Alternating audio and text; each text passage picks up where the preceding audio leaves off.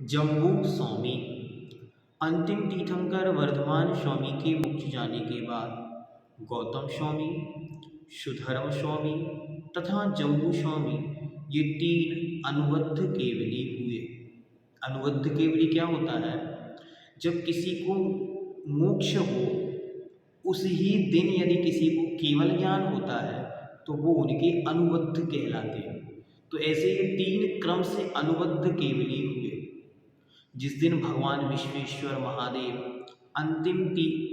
भगवान आदिनाथ स्वामी की पवित्र परंपरा में अंतिम तीर्थ शासन नायक सर्वोदयी तीर्थ नायक भगवान बाल ब्रह्मचारी वर्धमान महावीर स्वामी पावापुर सिद्धक क्षेत्र से निर्वाण को प्राप्त हुए, उस ही दिन श्री गौतम गणधर स्वामी जो भगवान के प्रथम गणधर थे उनको केवल ज्ञान हुआ। और जिस दिन गौतम स्वामी महाराज को गुणावा नवादा से निर्वाण की मोक्ष की प्राप्ति हुई, उसी दिन सुधर्मथ आचार्य को जो सुधर्माचार्य थे उनको केवल ज्ञान की उपलब्धि हुई। और जिस दिन सुधर्म स्वामी को निर्वाण की महाउपलब्धि हुई, उसी दिन जम्बू स्वामी को केवल ज्ञान हुआ। ये तीन अनुबद्ध केवली कहलाते। अनुबद्ध मतलब एक के मोक्ष जाने पर दूसरे को केवल ज्ञान हुआ।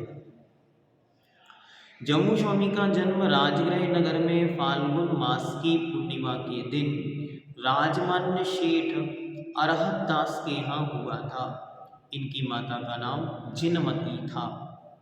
श्रेष्ठी पुत्र जम्बू स्वामी का श्रेष्ठी पुत्र जम्बू स्वामी का राजा श्रेणी के दरबार में एवं तत्कालीन समाज में महत्वपूर्ण स्थान था। नगर के श्रीमंत अपनी अपनी गुणवती कन्याओं का विवाह जम्बू स्वामी से कराना चाहते थे तथा पद्मश्री, कनकश्री, विनयश्री, रूपश्री इन चार कन्याओं के साथ उनकी सगाई भी पक्की हो गई थी। परंतु जम्बू स्वामी बचपन से ही वैराग्य रस में पगे हुए थे।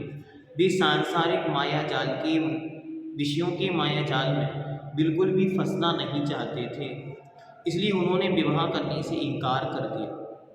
उनके इस निर्णय पर उक्त चारों कन्याओं के पिता ने कहा कि आप इनके साथ विवाह तो कर लें, चाहे भले ही फिर बाद में दीक्षा ले लेंगे, पर विवाह से इनकार ना करें, क्योंकि वे जानते थे कि वे सर्वंग सुंदर कन्याएं अपने रूप और गुणों के द्वारा जम्बू स्वामी के मन को अवश्य रंजयमान कर लेंगी और फिर जम्बू कुमार वैराग्य की बातें भूल जाएंगे।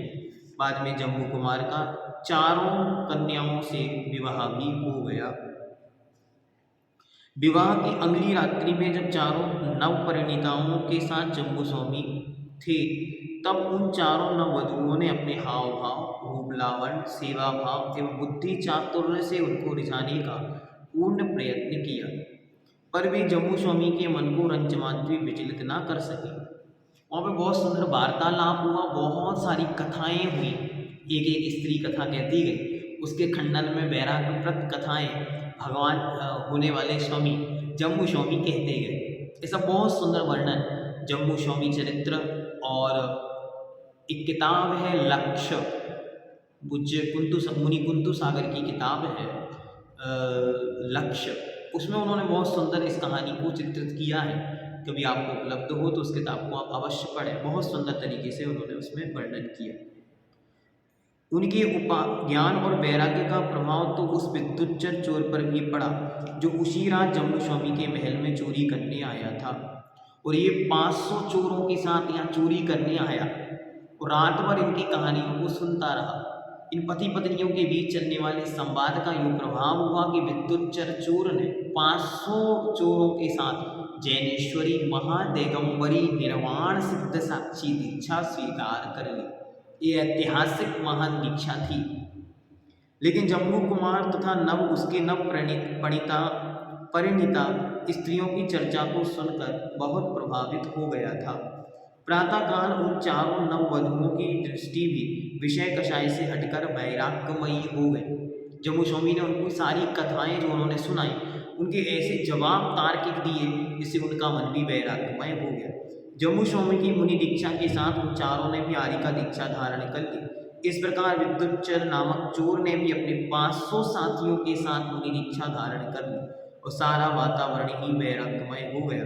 जम्मू स्वामी मुनि अवस्था को धार कर निरंतर आत्म साधना में मग्न रहने लगे और माघ सुदी सप्तमी के दिन उनके गुरु स्वधर्म आचार्य को निर्वाण हुआ। तब उन्होंने भी केवल ज्ञान प्राप्त कर लिया। केवली जम्मू स्वामी का उपदेश 18 वर्ष तक मगध से लेकर मथुरा तक के प्रदेशों में निरंतर होता रहा।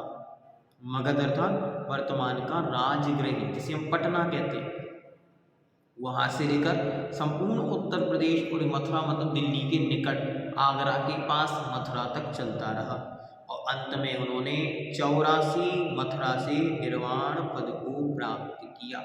मथुरा 84 में वर्तमान में भगवान जम्मू स्वामी का निर्वाण क्षेत्र बहुत ही विशाल वैभव के साथ बना हुआ है और वहाँ पर एक बहुत बड़ी प्रतिमा जम्मू स्वामी की जम्मू केवली नाम से बनी हुई है।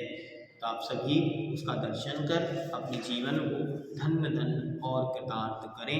इसी के साथ आज यह पुण्य योग जिसमें हम सभी ने सिद्धांत प्रवेशिका भाग 2 इस पुस्तक को पूर्ण किया और अब हम आगे सिद्धांत प्रवेशिका भाग 3 की ओर चलेंगे। आप सभी के निरंतर स्वाध्याय में सहयोग के लिए सभी का सादर धन्यवाद, अनंत कृतज्ञता, आभार, धन्यवाद। जो YouTube के माध्यम से इस चैनल को देख रहे हैं, सारी वीडियोस को आप लाइक करें, चैनल को सब्सक्राइब करें और अधिक से अधिक लोगों तक ऐसी महान जिन शासन की प्रभावनाभूत वीडियोस को शेयर अवश्य करें। सभी को जय जिनेंद्र।